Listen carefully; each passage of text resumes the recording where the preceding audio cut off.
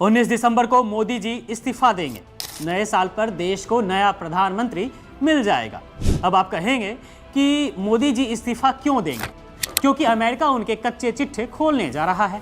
वैसे तो एक खबर और आई थी कि मोदी जी 75 साल के होते ही पीएम पद छोड़ देंगे, लेकिन मोदी जी का पीएम पद से मोहभंग नहीं हो पाया। 17 सितंबर को ही मोदी जी 75 साल के हो गए, लेकिन इस्तीफा नहीं दिया। चलिए, ये तो बीजेपी का आंतरिक मामला है, लेकिन अब जो मसला सामने आया है उसका क्या? तो दोस्तों, यह कोई सामान्य राजनीतिक अटकलें नहीं है, बल्कि इसके पीछे एक अंतर्राष्ट्रीय विवाद और बीजेपी के ही वरिष्ठ नेता का चौंकाने वाला बयान है। इस पूरे मामले को हवा दी है कांग्रेस के वरिष्ठ नेता पृथ्वीराज चौहान ने।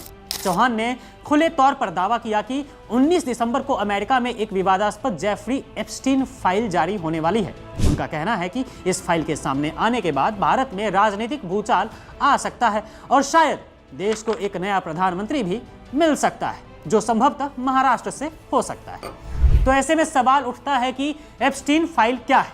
जानिए आप। एप्स्टीन फाइल एक हाई प्रोफाइल यौन तस्करी और यौन शोषण के मामले से जुड़ी हुई है। इस फाइल में दुनिया भर के शक्तिशाली और प्रभावशाली लोगों के नाम होने की अटकलें हैं। चौहान का दावा है कि इस फाइल में बीजेपी के कई बड़े नेताओं के नाम शामिल हो सकते हैं, जिससे मोदी सरकार गिर भी सकती है। लेकिन आप ये भी जान लें कि इस पूरे मामले की नींव तो बहुत पहले ही रखी जा चुकी थी, और किसी विपक्षी नेता ने नहीं रखी थी, बल्कि बीजेपी के ही वरिष्ठ और मुखर नेता सुब्रमण्यम स्वामी ने रखी थी।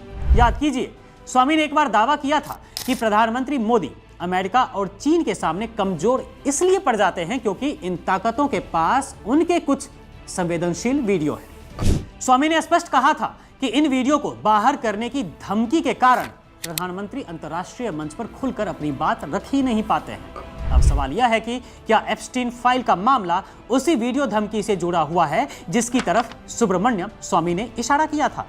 यह मामला केवल एक राजनीतिक विवाद नहीं है दोस्तों, यह देश की सुरक्षा, संप्रभुता और प्रधानमंत्री पद की गरिमा पर सीधा सवाल उठाता है।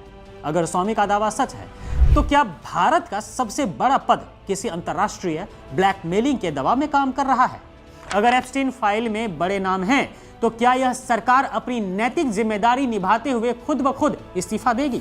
क्या मोदी सरकार देश को यह स्पष्टीकरण देगी कि उनके ही वरिष्ठ नेता इतने गंभीर और राष्ट्र विरोधी दावे क्यों कर रहे हैं? हाँ, याद आया, यहाँ तो स्वामी के एक्स पोस्ट को ही डिलीट करा दिया जाता है।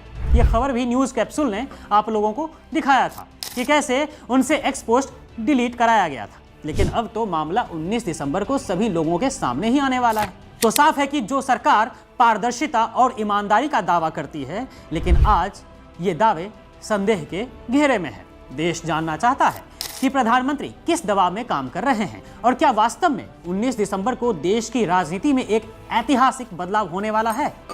हालांकि हो ही जाए तो ज्यादा अच्छा है। देश कौन सा प्रगति की राहों पर दौड़ रहा है? झूठे आंकड़ों में फंसा मोदी जी देश के हर अहम मुद्दों से लोगों को भटका देते हैं, लेकिन अब कर नहीं पाएंगे ये काम। तभी तो कांग्रेस नेता ने कहा मोदी जी अब इस्तीफा देने वाले हैं। नरेंद्र मोदी जो देश के प्रधानमंत्री पद पर हैं, आज उन्हीं के ऊपर अनैतिकता और अंतर्राष्ट्रीय ब्लैकमेलिंग के सवाल उठ रहे हैं। यह सरकार की नैतिक हार है, भले ही दावा करने वाले लोग उनकी अपनी ही पार्टी के क्यों ना हो। 19 दिसंबर को आने में अब कुछ ही दिन बाकी हैं।